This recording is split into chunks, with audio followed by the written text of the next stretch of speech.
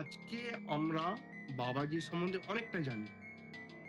যতটা যোগীরাজ সম্বন্ধে জানি তার থেকে বেশি বাবাজি মহারাজকে চিনি। এই যে মহাবতার বাবাজি, এই মহা অবতার নামটা কে দিয়েছিল? অবতার মানে কারণ ভগবানের অবতার। অংশাবতার আছে, পূর্ণাবতার আছে, মহাবতার আছে। আমরা বাবাজিকে চিনলাম কোথা থেকে? বাবাজি মহারাজ কে? তাকে আমরা চিনলাম কোথা থেকে? আমরা চিনি যোগীরাজ শেষাচার্য রায় মহাশয়কে। আমার গুরুদেবের নাম বাবাজি মহারাজ। কে এই নামটা রেখেছে? সেটা আগে জানতে হবে। লাহিড়ী বাবাই নাম রেখেছেন। কেন? ওনার গুরুদেবের কোনো নাম ঠিকানা ওনার জানা নেই। তাই বাবা কি বলে ডাকবেন? বাবাজি মহারাজ বলতেন। এটা এবার ওনার দিনলিপিতে পাওয়া যায়, যো কৃষ্ণ সো বুড়ুয়া বাবা। যিনি কৃষ্ণ তিনি বুড়ো বাবা, মানে বাবাজি মহারাজ।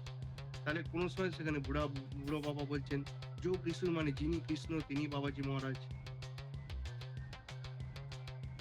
যোগীরাজ যে ঘটনায় বলা হয় যে উনি রানীক্ষেতে গেছেন, ওখানে অন্য একজন ক্লার্কের আসার কথা ছিল, তাকে না নিয়ে এসে ওনাকে আনা হয়। সেগুলো সব ওনার গুরু কৃপা ধরে নিল।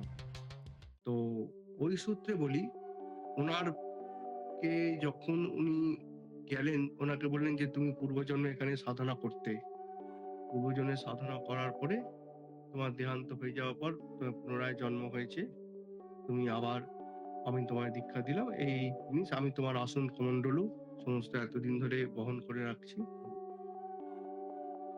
এই সূত্রে একটা নাম পাই গঙ্গাধর, যে পূর্বজন্মে ওনার নাম ছিল গঙ্গাধর।